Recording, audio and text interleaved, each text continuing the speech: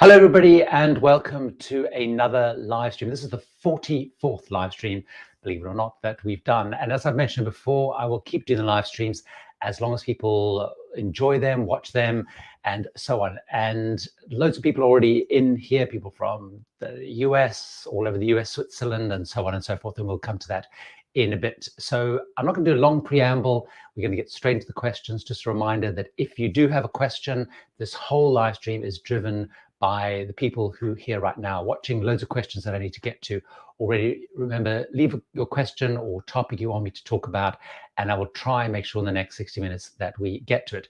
As Bob has mentioned there, if you do have a question, I find it easier when I watch live streams as well, is if you put the word question or Q in front, it does help a little bit when I'm scanning through, but it's not entirely essential. If you're watching afterwards, many people watch afterwards, then of course you can skip through as much as you want, and normally I bring the question up so you can see it. One of the things that I do want to really say a big thank you to, although I do every single week, I think, is thank so much to everybody who joins the live streams. It's not only great for me to see the questions and things that people are asking. It helps me think about the content that people want. It also creates a sense of community, which is great. And it's very, very motivating for me. One of the things, anyone who is, whether you're on Twitter, whether you're on Facebook or whatever, there's always a group of people who always can be incredibly negative. And it's always fantastic when I come to things like the live streams, or I'm on cruises and people come up to me that watch the channel and you get a chance to interact. And it's very, very motivating, as well as helpful for me and hopefully helpful for you.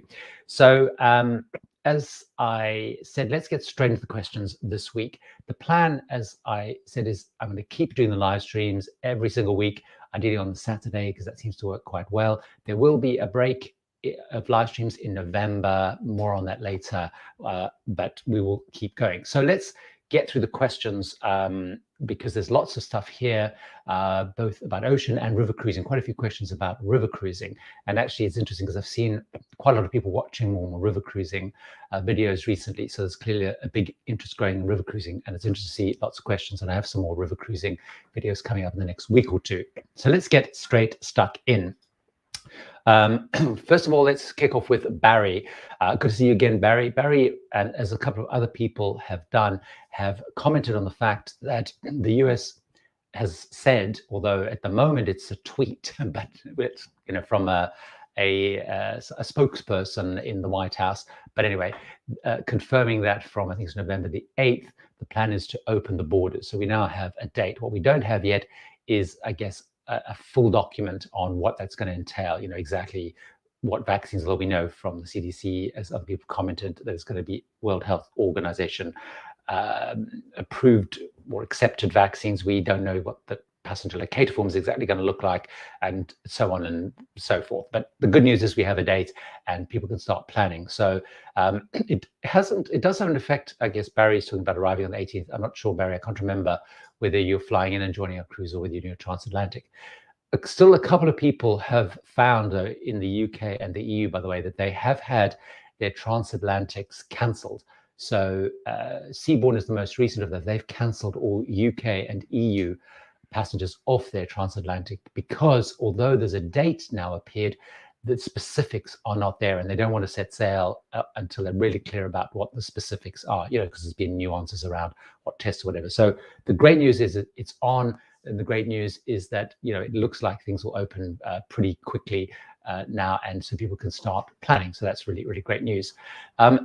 Frederic has brought up a question around Antarctica. And I do want to talk a little bit about Antarctica. So Frederic, thanks for raising that question. And he's asking me very specifically if I have any information on Norwegian star season in Antarctica. I don't have any specifics on Norwegian, but he has a cruise schedule in January, and so far no news. All the major lines are cancelled. Frederic, the situation in Antarctica is a little bit fluid at the moment. And I know that especially because I'm due to go on a cruise to Antarctica with Ponant, which I fly on the 10th of November, and I'm due to join the ship on the 12th of November. Now, what we do know so far is that the season is looking increasingly like happening, because Argentina has announced that they are opening from the 1st of November, and the rules around that are evolving a little bit, but they're looking kind of manageable overall. Although I know, talking to some of the cruise lines, there are still some issues behind the scenes being figured out how they can follow some of the rules. As you know, for me, the issue is Uruguay, which is what IMG just joined from, hasn't officially opened, although there's lots of indications they will open. But most of the cruises for Antarctica go out of Argentina, or they go out of Chile. So those countries are sort of opening and the rules are kind of manageable.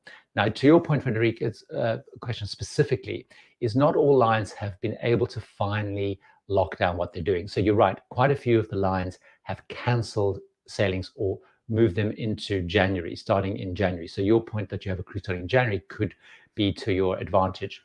And they're trying to work behind the scenes what they can do.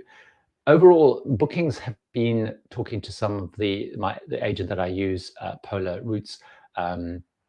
Some of the bookings for the early sailings are relatively low, and I can also see on my sailing, for example, there's a lot of availability. Now, they're not sure whether now it's opening, those will fill up. So a number of the cruise lines, you're correct, have also cancelled. So we also saw most recently, like Bob and Holly, who were due to go with Silversea, they've had their ship cancelled. So Silversea have reduced some of the capacity there.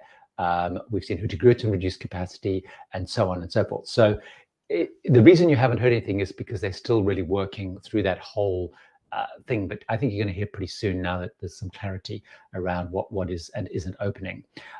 As one of the big news, I guess, this week, as MSME 2000, if I got that right, Rotterdam, of course, they named their ship this week, and they have, I think they on their first sailing, they've got about 2,000 guests, if I saw, 1,000 something cruise, so quite a lot of people, and it's sailing in its home port and lots of activity around that. So people are very excited about Rotterdam. A lot of people have asked me if I'm going to be sailing on Rotterdam. I don't have any plans, unfortunately, to sail on Rotterdam. I do have plans next year to sail with Holland America, who, as you know, I like as a cruise line, but both of those are on New Statendam. So unfortunately, I'm going to miss Rotterdam just because of the way things worked with rescheduling cruises and things. But the Rotterdam looks like a very beautiful ship from the pictures I've seen, and it's very similar to the New Statendam and the Westerdam, which are their slightly new, more large Pinnacle class ships. So it does look very great. It's good to see Paul and Carol here, which is great. Monica from Switzerland, good to see you. Tricia also raising the point about the lifting of the vaccines. Good to see you. Lou joining us with his Oceania Christmas and New Year sale. I'm very excited. I'm doing Oceania in February, and I'm very excited about that. So let's talk a little bit about some river cruising. So RR Rest 11, we're trying something different. We're going on Amber waterways from Switzerland to Amsterdam in late November. How do we dress for the walking tours and the cold weather? So that's actually a really good point. I've done a few river cruises in November, and it can be quite grey and it can be quite cold, and the wind can be really a little bit on the brisk side. So the couple of watch outs that I would have is, it's the old classic of layers.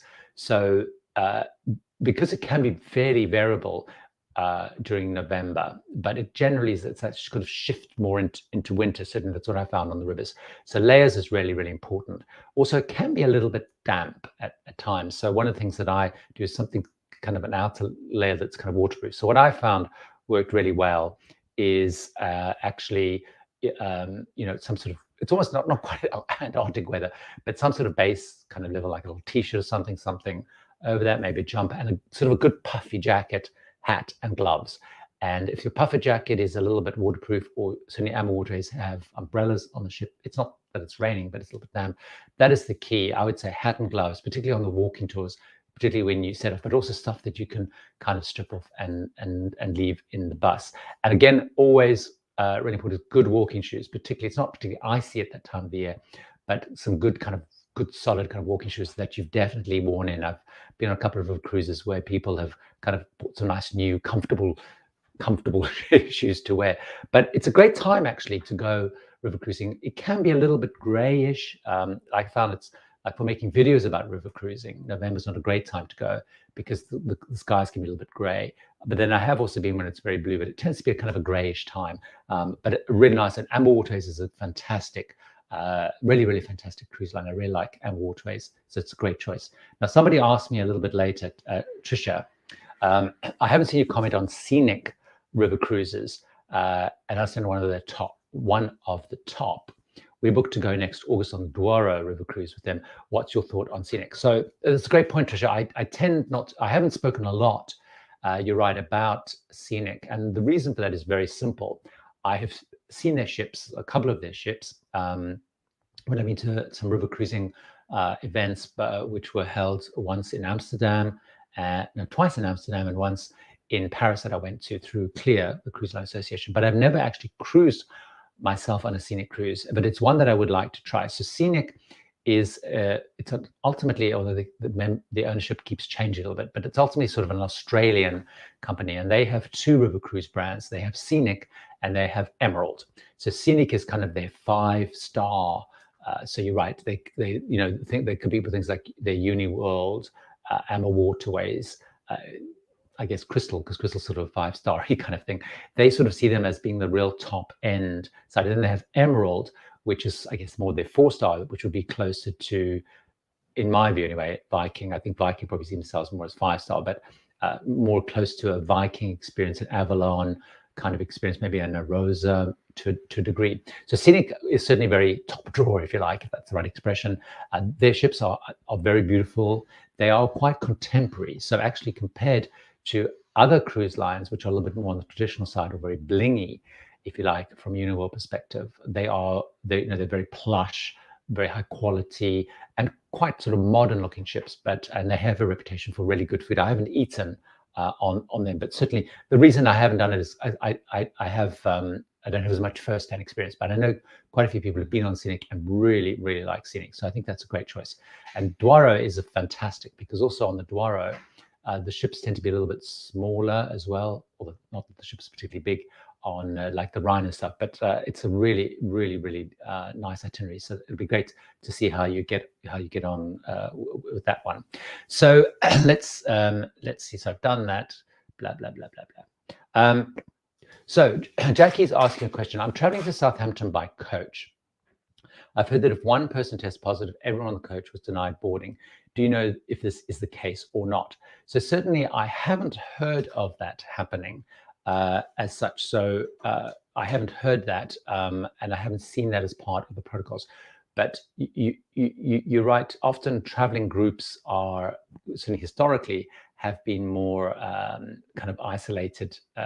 But I haven't heard that happening. If anyone has heard of that happening, but that is not my understanding of the protocol. The protocol is more where I have heard it happening is if people are traveling in very close, very closely together, like in a taxi or something like that. But the testing process, so the combination of the vaccines and the testing process should screen those out. But I certainly haven't heard that happening at all. And it's not what I've seen as part of the protocols.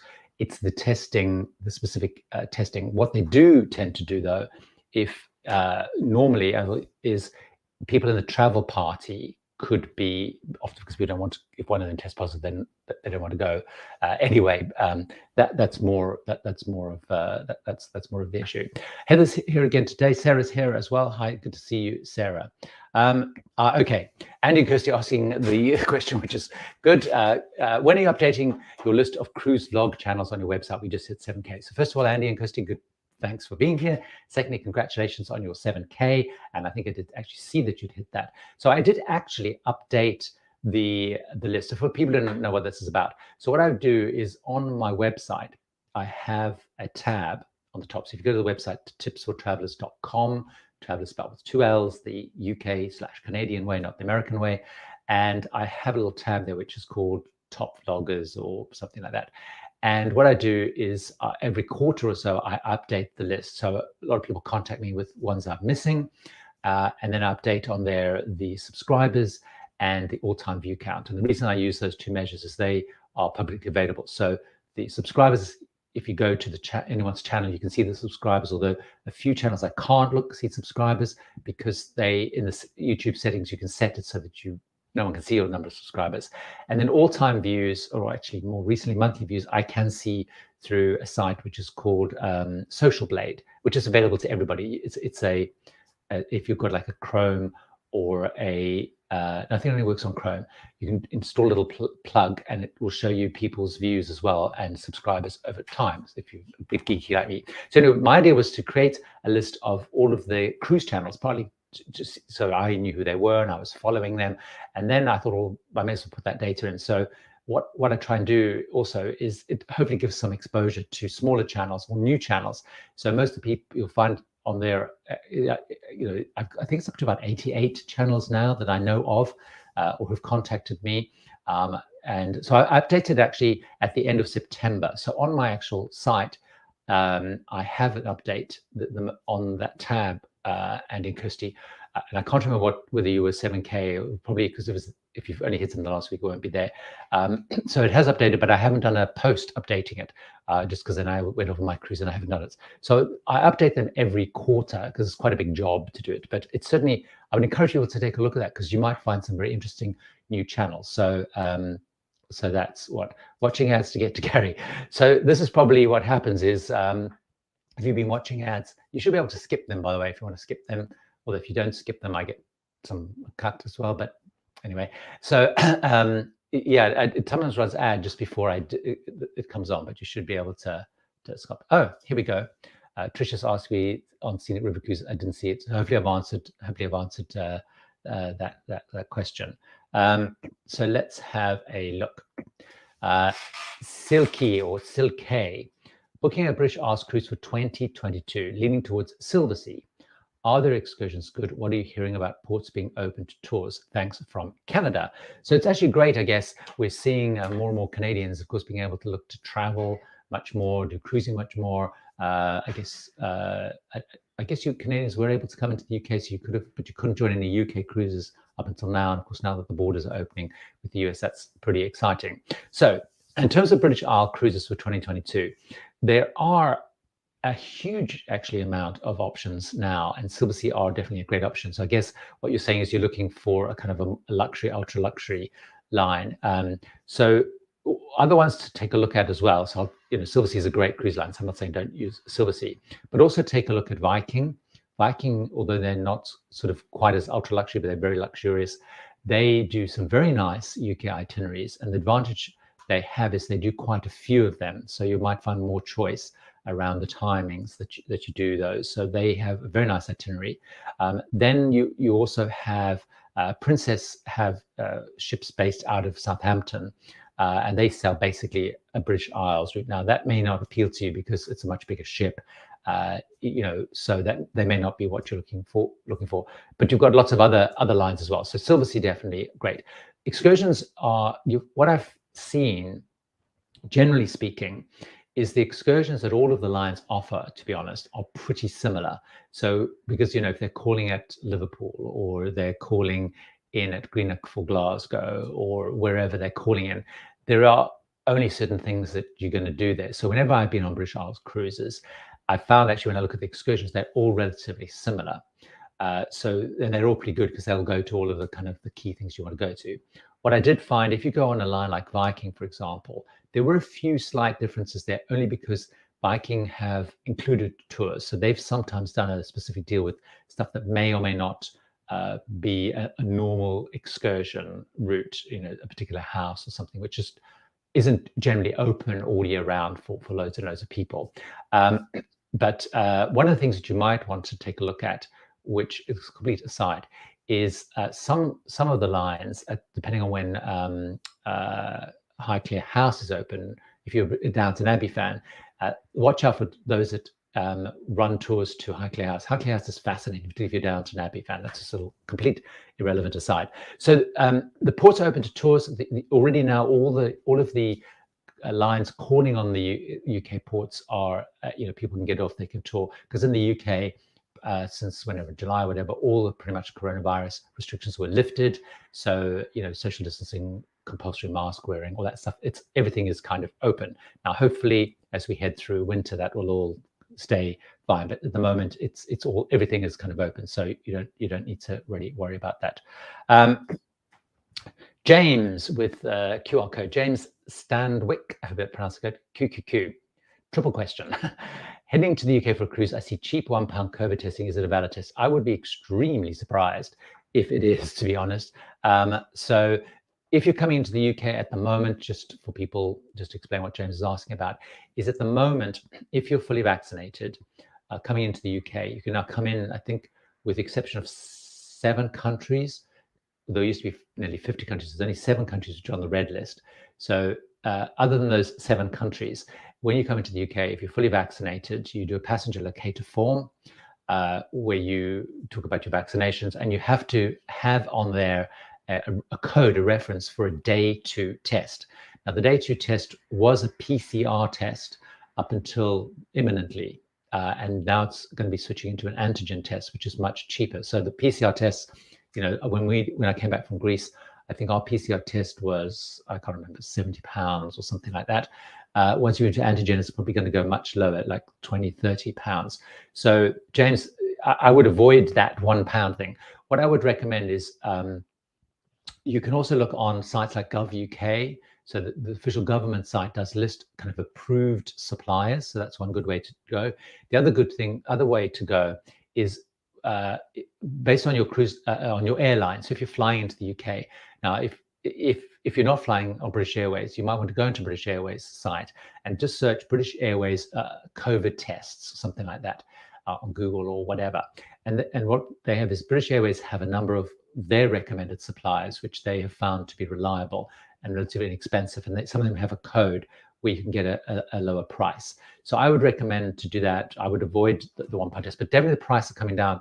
And certainly, I'm not sure when you're coming, but I'm guessing if the UK cruises may not into next year, is that the switch from PCR to antigen test will make a huge difference in the price.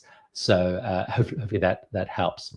Scott's asking me, will you be planning something from the US once that opens on November the 8th? So the answer is yes and no. So let me explain. So on November, Scott, I'm due to be going to Antarctica, fingers crossed. So if that all happens, because it's looking very likely that that will happen at the moment, then obviously that's not going to the US. So I'm going to be flying straight into Montevideo and out through Buenos Aires. I am due to go to the US, but on a land-based holiday on the 18th of December, going to Palm Springs for Christmas and New Year, which will be great. I love Palm Springs and haven't been there for a long time. So that's a land-based trip. But then I fly back from that on about the 3rd of January to fly back on about a week later to join the new Statendam out of Port Everglades on a 10-day Caribbean cruise. So that's what I'm saying, it's yes or no. So I am heading to the US, and I'm quite looking forward to that, partly because I like Palm Springs and haven't been there for Christmas before, but also the last time I was in the US was actually when we weren't allowed to go there, because I was on a America, ironically, trip, which we were sailing on when the whole shutdown happened. So that was March 2020, I guess. So that's the plan. But I know quite a few people are planning to do that. So by the time I go, it'll, I guess, have settled down. Steve O asking, yeah, this is like a 10 million. So I have a slurp of my tea. I'm going to cover that because people tell me off. Why do you think some cruise lines have public laundry and others don't, like Princess versus Celebrity? See, I don't really know the answer to that, but it's one that I get asked quite a lot, surprisingly, because laundry is kind of one of those hot topics. One of the things I always talk about with laundries is so I will answer your question in a second, but one of my most memorable things I learned about a laundry was when Mark and I we did a 7-week segment of the World Cruise, which I probably mentioned a gazillion times. But one of the things I found there is, obviously when you're on a 7-week tour, you need to do laundry, because we found actually for 7 weeks, we took as much as we would take for a normal like 1 or 2 week cruise in practice. But I discovered the laundry has two things. One, it's extremely competitive sport, because it's all around trying to work out when you can get a machine and a dryer, and it all gets very competitive. And if you're not back on time, all these dramas erupt because people take your laundry out and they dump it in the side and then whatever. But also it became a place where you could meet people, and it was the center of gossip. So I met loads and loads of people through the laundry. I was on laundry duty rather than Mark, but I met some really interesting people through there. We actually became quite friendly and ended up going on excursion things together. But it was the hotbed of any scandal, any rumor, whatever. Anyway, doesn't answer your question. So I'm not sure why. It's interesting though, cruise lines are under more and more pressure to put in laundry. So one of the other things which is very interesting though, seaborne. If you take seaborne, for example, ultra luxury think it was all very smart and people don't do their own laundry and send it off or whatever, or regular travelers can get free laundry. When they first launched Seabourn Encore, when they launched their new ship, their new class of ship, it didn't have a laundry on. And its naming ceremony was in Singapore. And it set sail from where I can't remember, it was Southampton. Anyway, it set sail and it was going to have its naming ceremony in Singapore. There was such a to-do that when people got on board and realized there was no laundry, that by the time it got to Singapore, which was, I guess, 2-3 weeks later, they had already made a plan to convert one of the offices into a laundry. So they had the machines there and they converted it into a laundry. That's how important laundry is. So I don't know what the reason is, to be honest, but you're right. If laundry is important, it's making sure that you do have one and don't have one. But what I find interesting is many of the ultra luxury lines have laundries where you're right, some of them, the premium and even the mass ones don't. So I haven't answered your question, I guess, but sorry about that. But I told you some laundry anecdotes meantime. Nancy. Hi there, Nancy. Do you know of any completely non-smoking cruise lines? There are currently no completely non-smoking cruise lines. There was, and I can't remember exactly when, but quite a long time ago, there was some talk or even experiment about doing a non-smoking cruise line. It didn't really get very far. So there are no completely non-smoking cruise lines. Smoking, though, in my I went on my first cruise, I think, in 2005. But the smoking rules have got tighter and tighter and tighter and more restrictive. In fact, friends of ours who are smokers, they get to the point where they're almost talking about not cruising anymore because it's becoming so restricted on where they can smoke. So there aren't any complete non-smoking lines, but it's becoming more challenging. The good news, I guess, is that in pretty much all cruise lines now, people can't smoke on their balconies. And they are pretty strict at enforcing that. So if someone smokes, I know people that have had people underneath them or next to them smoking, they've kind of phoned guest services and whoom, people have that's been kind of locked down. So, and there are, I think I'm right saying on Hapag Lloyd when I was on, they still allow people to smoke on their balconies. But it's becoming more and more restrictive. So, but there aren't any. And the one thing that does my head in, it's actually in one of the videos that I was actually recording and editing recently, that I'd forgotten through the pandemic and going back to cruising, that how many cruise lines allow smoking in the casino, a bit like you do in Vegas, and that still does my head in, to be honest. But anyway, Tina, the pros and cons of P&O cruises. Oh dear. So I'm not a massive fan of P&O, as some people know, but I probably should maybe I should do a video with pros and cons of P&O. So I think in terms of the pros of P&O cruise, for those, I guess we're talking P&O Cruises UK. So there's obviously P&O Cruises and there's P&O Cruises Australia. So I'm going to focus, I'm assuming the question is really around P&O out of the UK. So the pros are that they are very UK. So if you're a British traveler, they will provide a very British experience, kind of almost a British bubble. So you'll find British guests on there. It's very difficult to get on a P&O cruise if you're not British. I know Bob and Holly have got onto a P&O cruise. I can't remember if it's Azura or Ventura or whatever, but it's quite challenging. You have to be British. So it's largely British travelers only, very British experience. All the entertainment, everything was very British focused. So the quizzes, the guest artists, everything was British. The guests mostly British. The food is, excuse me, geared very much to a British audience. So you'll have like Indian buffets and things like that, because Indian food is very popular in the UK, for example. They have another pro is they certainly bring in more and more new ships. So they're bringing in more and more new ships. They've got things like Iona, etc. The downside of that is that the ships are getting really, really big. So they're now shifting very much. They almost have they're almost becoming a big ship cruise line, like a mega ship cruise line. Another pro is they do have some adult only ships, which I think I'm right in saying is Arcadia, and I think Aurora is adult only, but don't quote me on that last one. You need to double check. So they do, if people want to go on an adult only, that's another pro. And the reason that's important is they are definitely chasing much more kind of a family audience. So, and they obviously need to fill their ships, but they are really targeting much more families than ever before.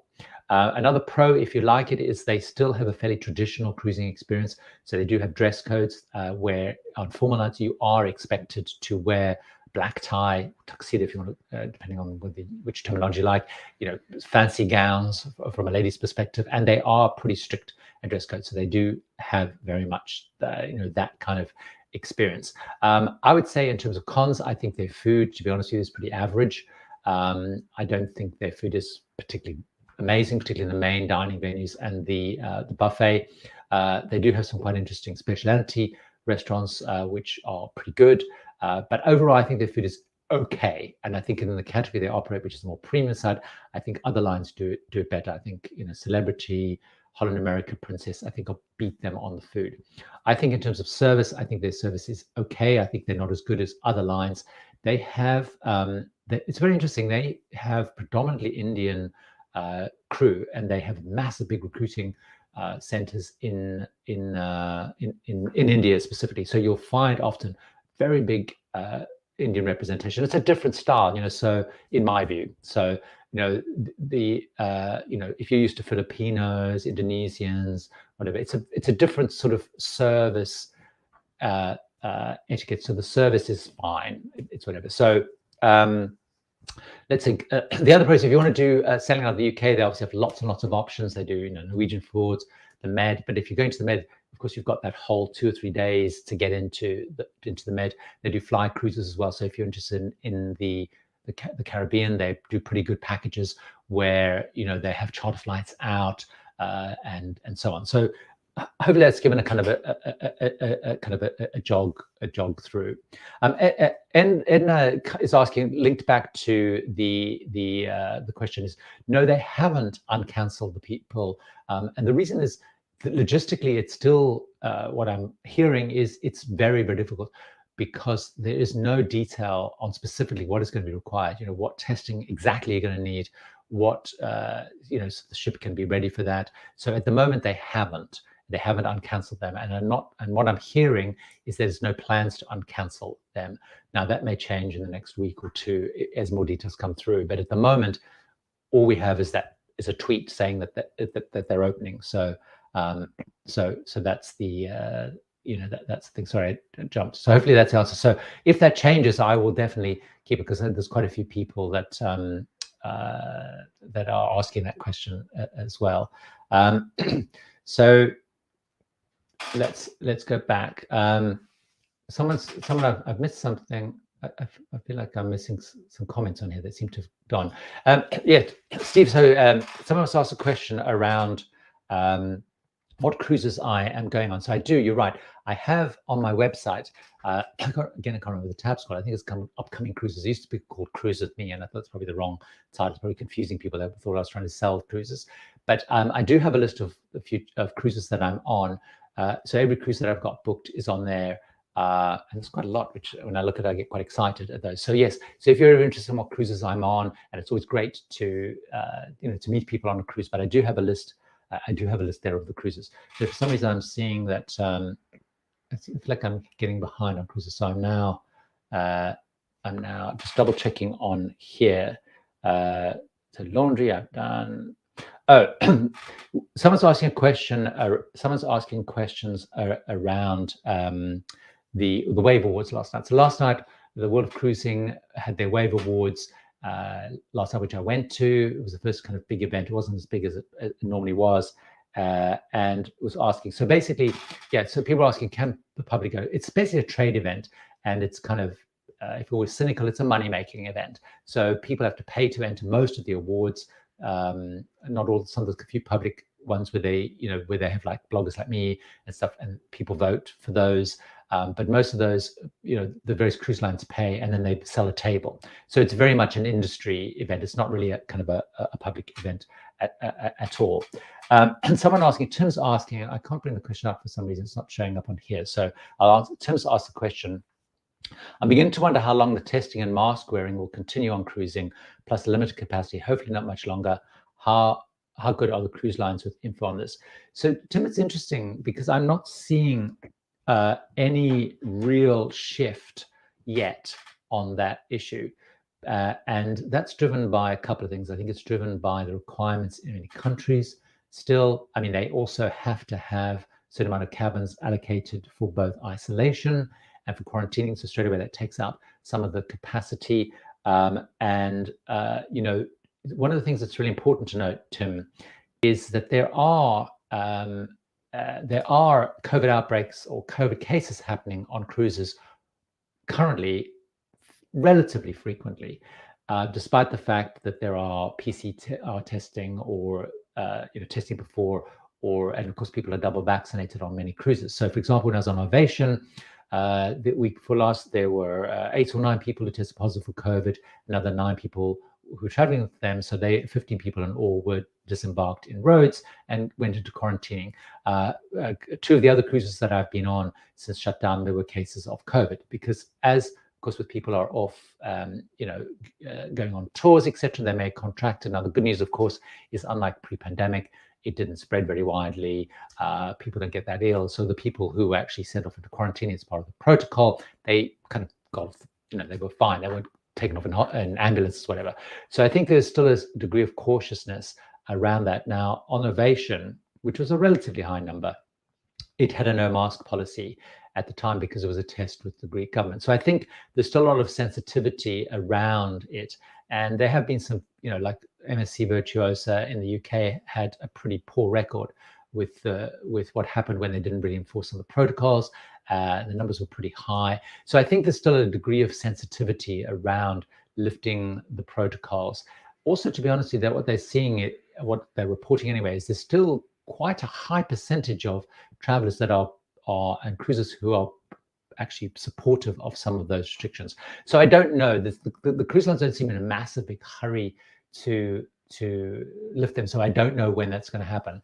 It's going to be interesting, I think, particularly as we head into 2022. So most of the cruise lines have laid down their policies up until kind of the Christmas time.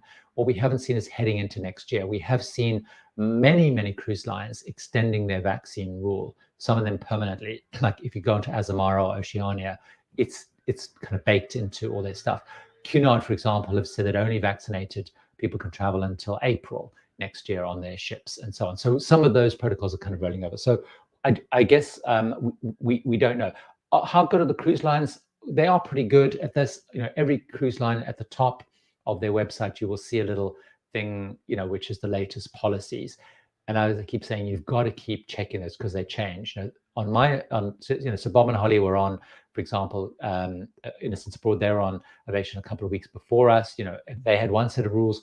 We got on, the rules changed when we were on because we had to start wearing masks when they picked up some cases. The activities moved outdoors.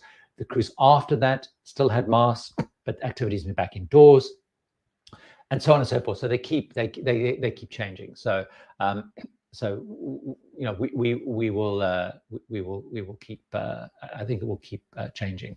Frederica says, "Thank you for the question." So. Someone's asking a question about Morella. Sorry, I just keep on going there. So Bob's asking question. Hi, Gary. What cruise line proportionally has the most ships return to service? And what are they doing more efficient than others? I'm thinking Azamara, 2 out of 3. So I'm not, Bob, I don't know the answer to that 100%. But from what I've seen, many of the cruise lines are talking about, as you know, by April, most of them have 80 to 90% back. So it's interesting because the cruise lines are starting to post much more of that, I guess, because they're more certain. But what's interesting is many of the cruise lines, particularly with bigger fleets, so Princess, Carnival, Norwegian, Royal Caribbean, many of them are only talking by end of Q1, you know, 70, 80, 90% back. And I guess some of that's driven by what destinations they can go to. So, you know, a lot of the destinations like in Asia and some of those itineraries are still closed. So that may be a reason why. So I don't know which has the most back. And I think you're right, to your point, is those that have smaller fleets are able to kind of get those back quicker. So, you know, that could then be the case. So let's have a look.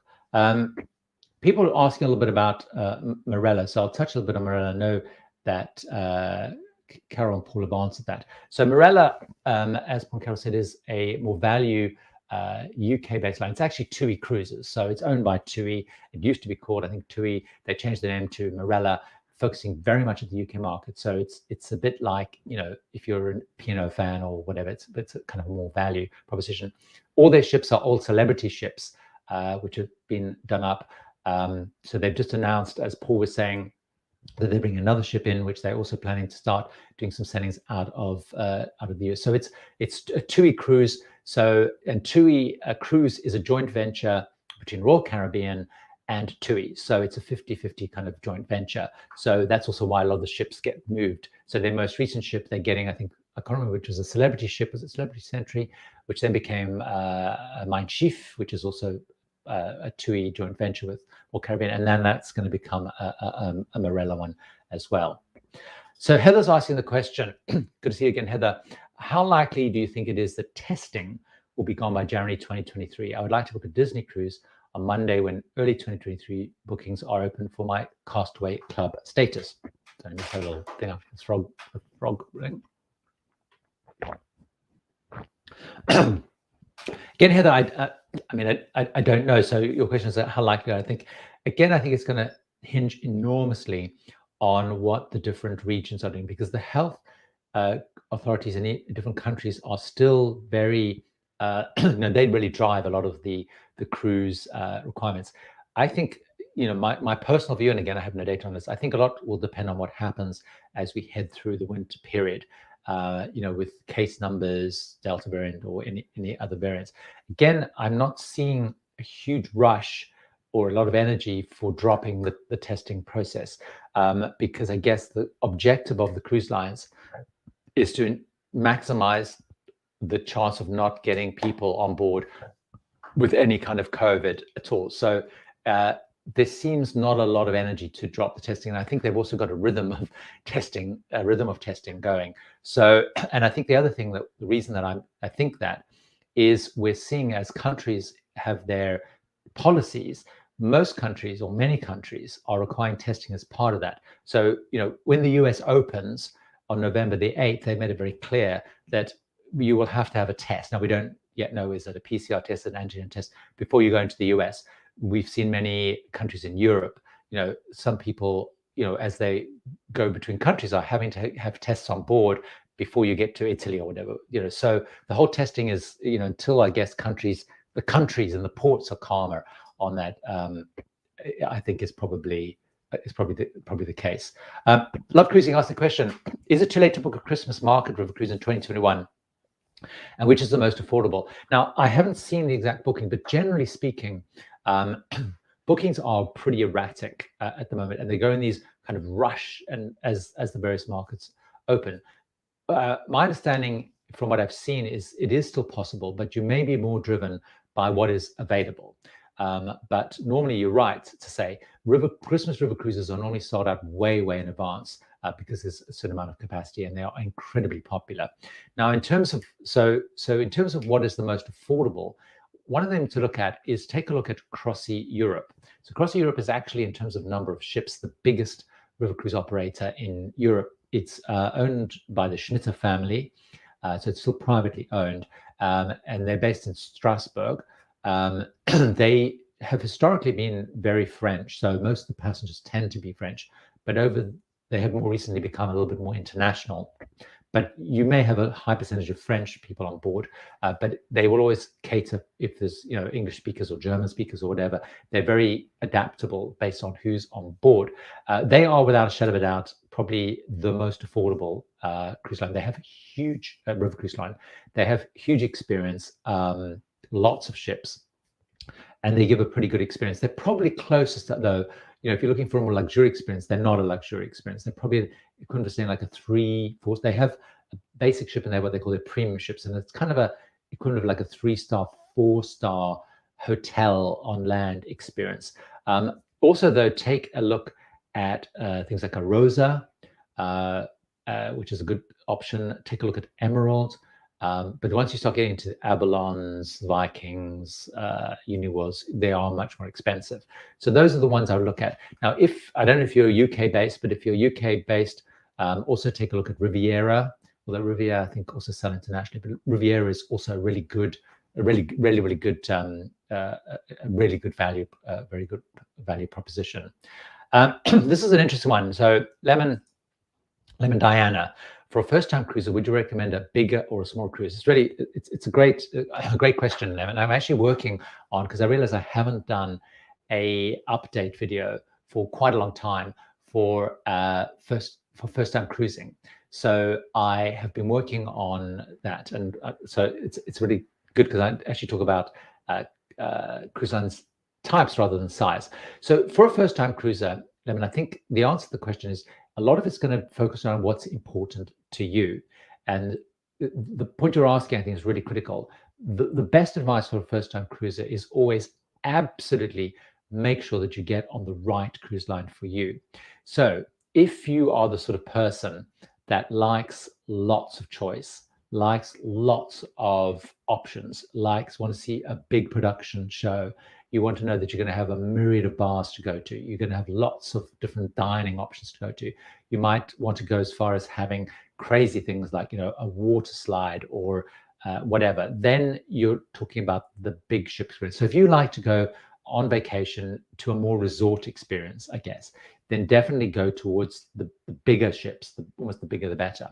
If you're the person, though, that actually likes a sort of a quieter, calmer kind of experience and you aren't looking for the big attractions, you want to have some choice, then you're talking the smaller side. So I would say, actually, as a first-time cruiser, almost the best way to go, and this may sound a little bit of a cop-out, but I think it's a good first option, is to look more in the mid-ship size range, because you're going to get a sense of, you know, cruising, what cruising, you know, for most people is like. So by midship, I mean something that takes around about 2,000 passengers. I mean, the official definition, I think, is like 1,500 to 2,500 size.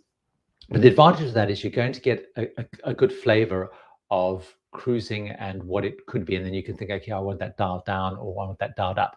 So, you know, on a midship size, if you're talking like some of the Cunard ships, some of the celebrity ships, some of the smaller the smaller princess ships, they're getting a little bit bigger. But there, you know, you're going to have a pretty big theater, so the shows are going to be a little bigger. They're going to be more production show, rather than on the smaller ship, you're going to have maybe 6 singers. So you're going to have that. You're probably going to have a choice of 4 or 5 specialty dining restaurants. You're going to have the big, you know, a really big, expansive buffet to choose from. You're going to have lots of shopping options. You're going to have lots of bars with lots of different choices of music and stuff. So that's what I would sort of recommend as a first choice, because then you can go and say, actually, this is a little bit too big for me. I'm not that fussed by, you know, if I actually only used 1 or 2 bars, I didn't really use a specialty dining. You know, once you go into a smaller ship, you will still have a choice. If you go into like an Azamara or an Oceania, for example, size ship, you know, some of the smaller ships, you're still going to have 2 specialty dining restaurants. You're going to have a theater, but it's going to have, as I said, those 6 singers in. You're still going to have at least 1 pool and so on. But that's what I would sort of recommend. But more important than the size of the ship is thinking through what's really important to you. So if dressing up, you know, dressing up is really important to you, then you want to gravitate towards something that is more formal, you know, dressing, like a Cunard, let's be Princess Holland America. If you say, no, I don't want to dress up at all, I want to have my own, you know, dress code, you're going to gravitate more towards Norwegian or Virgin kind of experience. So thinking about some of those things is important. And then what's helpful is always, you know, maybe you can obviously go and check this out on yourself or watch some videos, or talk to a travel agent and say, look, I want something where I have this amount of choice. I want to be able to choose different dining. I want to be able to not have to dress up. It's those kind of things that are important. I hope I've answered that correctly. But I am working on a new updates thing on first-time cruising, because I feel like I haven't answered that. But that's a good one. I'll try and incorporate the big small discussion, as well. So Paul and Carol, on that question about the coach, the whole coach was removed and it happened on Matures Week. Okay, so that is happening much more, particularly, I guess both of those are with Pinot, so that's a good watch out. So thanks for that. Let's have, and Julia's saying the same thing, that it happened. Hopefully, Tina, you heard my answers on the Pinot pros and cons. A few more people saying there. Okay, Ed asking about Celebrity. So, hello Gary, I'm due to go on Celebrity Edge soon. What's the difference between normal Infinity Veranda room on Celebrity and Concierge class? So on Celebrity Edge, difference between normal Infinity Veranda room on Celebrity and Concierge class. So basically, the Infinite Veranda is where you basically don't have a balcony. So the balcony's now been incorporated into the room. So you basically have a sliding glass, half glass down, so you can't actually step out onto the balcony. You basically just have fresh air. So the idea, I guess, is you sort of have a balcony, but don't really have a balcony, and you have more space, really. So my understanding, of course, on the Concierge class, I need to double check that, is you have a more traditional balcony. So I know, for example, when I booked on Edge, I don't have the Infinity option. I have an actual balcony. So I was looking at someone who was on, but that was an aqua class thing where they physically had the balcony, not the infinite balcony. So I need to double check about Concierge having the actual balcony. But Infinity Balcony does divide people quite a lot, because some people really like it, some people don't like it. But if you're a big balcony fan, that I think is the big watch out. So lots of thing about more and more people around the situation with Southampton and coming off. So I've got some. Anne has. I can't bring that one up. I'm not sure what's happening on my little program here. I can't bring up. Anne has done a super chat and asked the question. Let me see if I can find it down here. Here we go. Thank you very much for that, Anne. What line do you suggest for a wheelchair user who prefers a casual environment? So, Anne, thanks for that. So, and in terms of a casual environment, the good news is that all of the cruise ships, I'm assuming we're talking ocean here, all of the ocean cruise ships are, particularly the new ships, are very geared to wheelchair users, both in terms of access to facilities, cabin choice, etc. Now, if you're looking for a more relaxed environment, I would steer you towards a Norwegian Cruise Line and Royal Caribbean Cruise Line. Those are and Norwegian probably has the most. They have to talk about the freestyle dining concept, where you can pretty much do whatever you want when you want, and there's some costs associated with, so they have lots of specialty dining options with an extra charge. But of course, you still can go to the main dining room, the buffet, etc. But they have good accessibility to cabins, good accessibility, and they are very relaxed. And the same with Royal Caribbean. You'll find access to all the venues, whether it's the theaters or any of, if you're on Royal Caribbean and you want to go and watch the ice skating or those things, they have great accessibility. But those are the two cruise lines I would steer towards if you're looking for that kind of more relaxed environments. Definitely those two. Now, unfortunately, Kay as well, I'll bring it up here, has done a thank you, and I can't bring it up on the screen, unfortunately, sorry, Kathleen, but thanks very much again for the super chat. Thank you, which is very much appreciated. And then Anne's, here we go. There, I found it. Super sticker. I never know the difference between super stickers and super chat. I probably should know about that a bit more. But thanks for those. So here we go. I think that was the same question. Norwegian, I think, was the other question. Here we go. Something. Ed's asking a question. Oh, no, that's not the one I'm looking for. Sorry, Monica, come back to that question. Can I buy a t-shirt from Tits for Travelers on payment per bill, fracture payment, or only on credit card? Monica, I think I'm right in saying, because it goes through, they're all on Teespring, which is kind of a third-party provider, and I think I'm right in saying that it's credit card only, unfortunately, or PayPal. I don't know if that helps you. But anyways, someone asked me a lot about long sleeve t-shirts. I'm actually wearing a long sleeve one, and they weren't showing up on the t-shirts weren't showing up on the listings that come underneath videos. So I've actually done it so it's got the long sleeve one. So hopefully that answers your question there. Catherine asking the question. Hi Gary. So I'm going to take a slip of this again. Best cruise to see the Northern Lights. Thank you, sir. So, Catherine, the best cruises to see the Northern Lights are obviously cruises that go to the Norwegian fjords. So it's really focusing on Norwegian fjords. And there's quite a few cruise lines that when the Norwegian Lights, the Northern Lights are kind of happening, they will offer cruises which go right up, like right up past Tromsø, usually because it gives the greatest chance of seeing them. And many of them will also offer a guarantee that if you don't see them, there'll be some sort of refund or whatever. So now, Catherine, I'm not sure where you're based, but so I'll give you a couple of options. One of the great ones to look at is look at Hurtigruten, for example, which are the Norwegian cruise lines specializing in Norway. They do a lot of Northern Lights cruises, and they do both expedition style and they do their more traditional style. So expedition style will be a slightly different itinerary, which will be more traditional kind of cruise.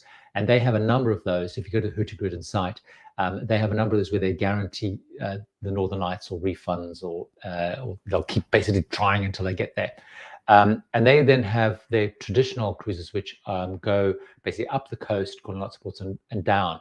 And and the cruises themselves, they split between people that are doing a traditional cruise with excursions, etc., and then people which are basically using it almost as a ferry system, because they'll call on 3 or 4 ports a day. But if you're doing the cruise thing, you might get off, do an excursion, and join the ship at another point. They also do Northern Lights ones. If you're based in the UK, a number of the cruise lines will also sell at the UK up to the Norwegian fjords. So things like Saga, for example, Fred Olsen do a lot of those where they do Northern Lights cruises. So those are the ones to look at. Hurtigruten, of course, they are the real specialists in Norway, and are definitely one worth looking at. And they really do a lot, because I guess there's a big demand from them for that.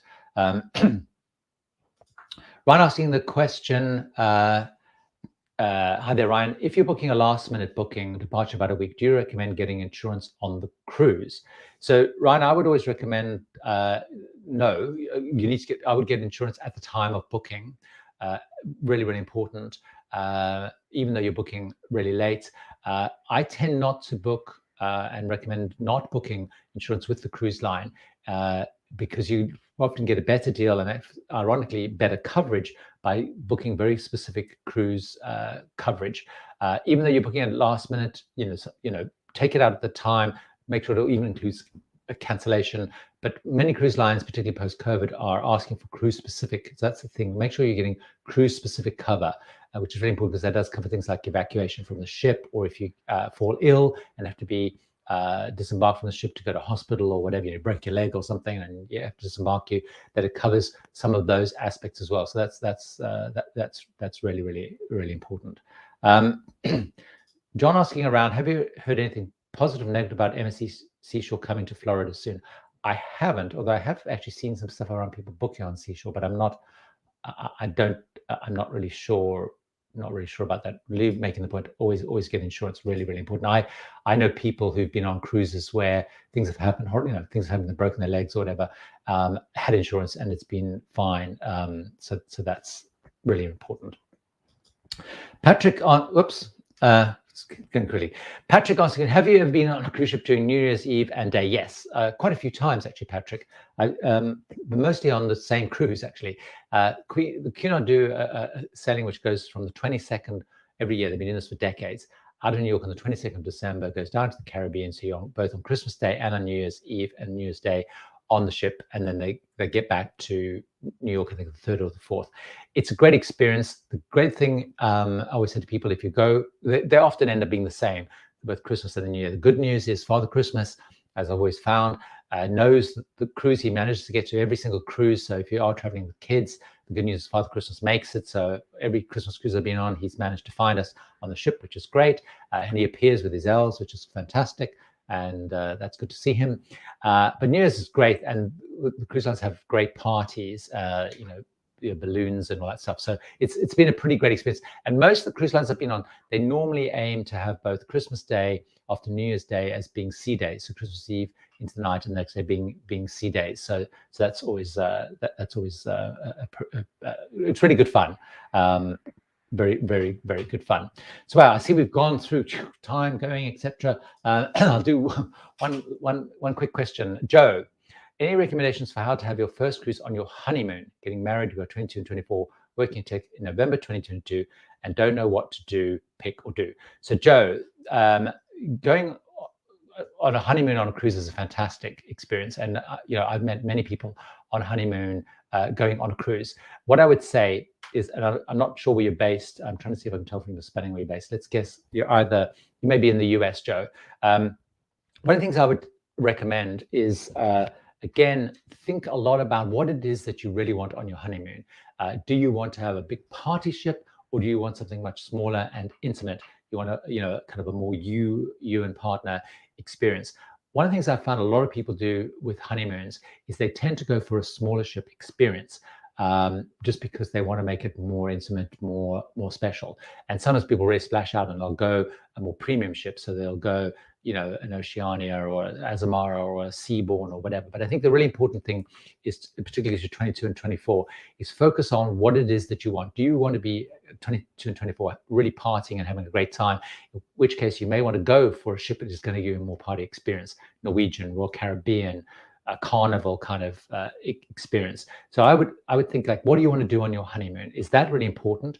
Or is destination really important? And do you actually want to be able to say you've ticked off going somewhere really special, so a special part of the world, or a special part of the Caribbean? Or do you want to do something like going through the Panama Canal or something? I don't know. So think about what it is that you really want from that experience. I know many people on their honeymoon, they want some kind of destination that's really important. But I would really just draw up a simple list. What's really important to us? And then and then make the choice. I'm very happy if you do that list. If you want to then drop me a line, Joe, say, look, these are things that are really important to us, and I can give you more specific suggestions. I'd be very happy to do that. So if you go to my website, for example, to make it easier, if you go to Tips for Travelers, you'll see an email me list, or it's Gary@tipsfortravelers.com. So maybe once you've had it thought through, drop me a line, and I'd love to try and give you more specific suggestions. 3 or 4 things that are really, really important to you, and then hopefully maybe I can do. And congratulations on getting married. And I think that's a great idea. So wow, 49. Thanks very much for your super cruise. Best cruise line for a Christmas cruise: Americans, 3 adults, 50 plus. Also, are there any cruise lines that accommodate adults who are not vaccinated?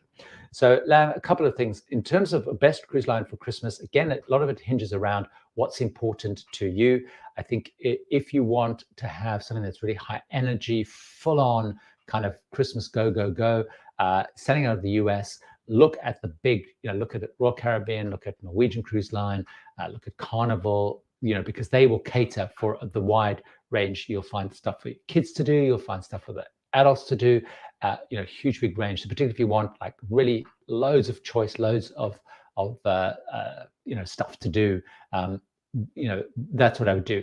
I would steer you away. Like I mentioned the Cunard Christmas cruise that I did. I would say that's not great for kids. It's, even though Father Christmas comes and we had 300 and something kids on there, it's not really greatly, it's not really, we took, so you didn't say, sorry, I don't know why I'm saying kids, because I just realized you just said adults, only 50 plus. But still, if that's what you really want, big party, lots going on, do that.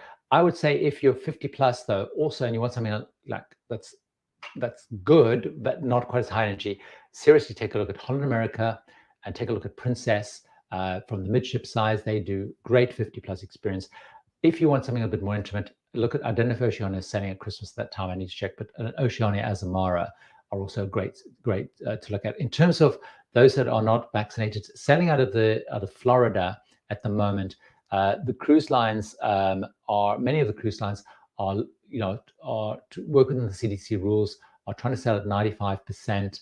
They have to sell at least 95% vaccinated. So Norwegian at the moment are refusing, they're only selling with vaccinated. There is some options on Carnival and there is some options on Royal Caribbean. So those are the 2 that you need to focus on if you're not vaccinated or don't have proof of vaccination. So as John is saying, if you cruise for Florida, no cruise line can theoretically ask for vaccination requirements unless the destination requirement. And there are ways that cruise lines are effectively getting around that to John's point. But the actual the rule, the governor brought in the rule, but actually, to John's point, is it was actually overruled by the courts because Norwegian sued the governor. The governor's now countersuing to stop the cruise lines asking for that. So it's a bit of a to and fro. So at the moment, cruise lines can ask for it, but as John said, they get around as the destination. It's very complicated and it keeps changing. So that's a loose point. Is the alliance are asking, they're asking it because it was overruled. So they are asking for it, but it's a constant changing, blah, blah, blah, blah, blah. But the cruise lines that are sailing with 95% vaccinated at the moment, Royal Caribbean and Carnival is the short answer. So, wow, I hopefully haven't missed many of the questions. I thank so much for joining me. I've run a little bit over time. I really appreciate it. I'll be back next Saturday, same time, same place. Have a great rest of your week. And thanks so much for joining me. And I really, really appreciate everything and all the support you've got. Tomorrow evening, there will be this week's video coming out. It's one of the most requested videos I have, which is comparing princess and celebrity and deciding which is the best. So hopefully you'll watch that tomorrow. Until then, take care.